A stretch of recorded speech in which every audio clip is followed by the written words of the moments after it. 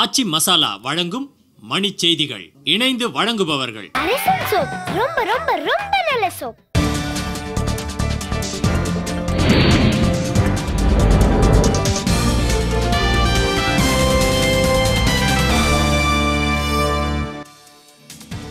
அறுபத்தி மூன்றாவது குடியரசு நாள் விழா டெல்லியில் மூவர்ண கொடியேற்றினார் குடியரசுத் தலைவர் பிரதீபா பாட்டீல்.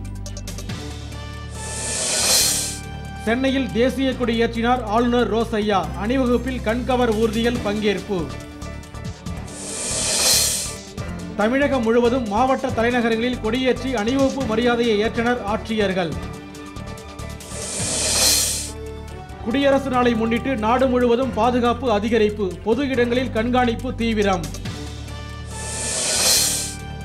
சென்னை எழும்பூரில் இருந்து கிண்டி வரை பாரம்பரிய நீராவி எந்திர தொடர்வண்டி இயக்கம்.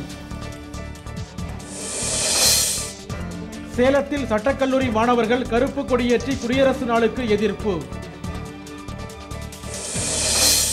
பழைய குற்றாலம் அருகே மரத்தின் மீது மகிழுந்து மோதிய விபத்தில் 3 பேர் நிகழ்விடத்திலேயே உயிரிழப்பு.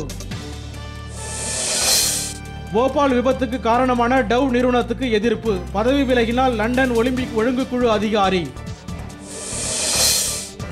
ஊழலை ஒழிக்க பிரதமர் மன்மோகன் சிங்குக்கு சக்தி இல்லை என பாஜக தலைவர் நிதின் கட்கரி குற்றச்சாட்டு.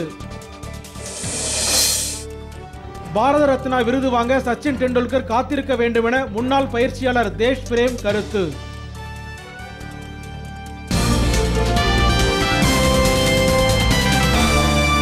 மணிச் செய்திகள் வழங்கியவர்கள் எங்கெங்கும் ஊரெங்கும் ஆச்சி மசாலா. இணைந்து வழங்கியவர்கள் அரசன் சோப். ரொம்ப ரொம்ப ரொம்ப நல்ல சோப்.